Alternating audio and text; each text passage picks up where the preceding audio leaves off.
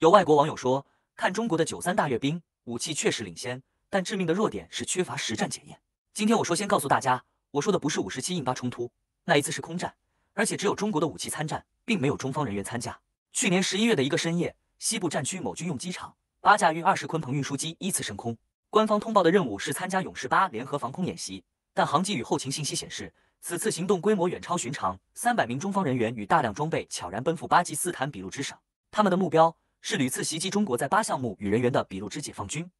尤其在其马基德旅发布行刑中国工程师的直播视频后，国内舆论震怒：我们的军队在哪里？难道只能谴责？俾路支解放军凭借复杂地形和游击战术，长期周旋于巴政府军之间，袭击后迅速隐匿于民间或洞穴，令清剿行动异常艰难。但这一次，中方没有选择大规模地面推进，而是派出了一支特殊部队超编配备无人装备的数字化重装合成营。行动首日，巴军接收到的不再是模糊情报，而是由中方提供的37个精确坐标。炮火覆盖后，实时卫星画面同步传回指挥平板，清晰显示着命中的补给点与观察哨。然而，这仅是开始。夜幕降临后，真正的清剿展开。4足天狗机器人作战单元被空投至关键区域，借助红外与微波传感，无声潜入山林与洞穴。他们回传实时影像，指挥员在千里之外清点屏幕，下达清除指令。微声武器精准击毙哨兵，机器人快速突入营地压制反抗。30多名武装分子在5分钟内被歼灭，至死未见对手真容。恐慌迅速蔓延，武装分子试图化整为零，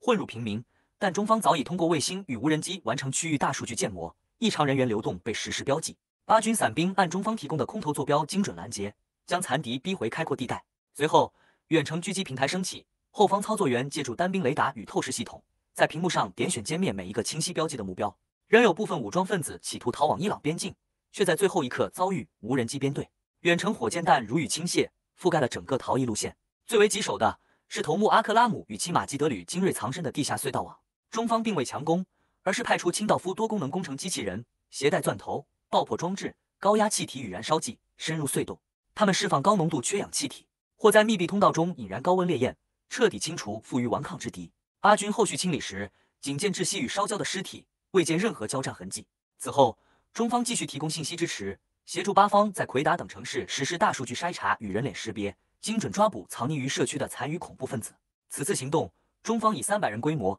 高度无人化与信息化的合成营，结合精准情报、尖端装备与跨域协同，彻底瓦解了困扰地区多年的恐怖势力，清晰证明了解放军在高科技条件下的实战能力。中国军队的战斗力不仅体现在阅兵式的整齐步伐中，更蕴藏在现代化装备与坚定战斗意志的结合里。任何挑衅中国利益、伤害中国人民的行为，无论藏身何地，背后有谁，都必将付出代价。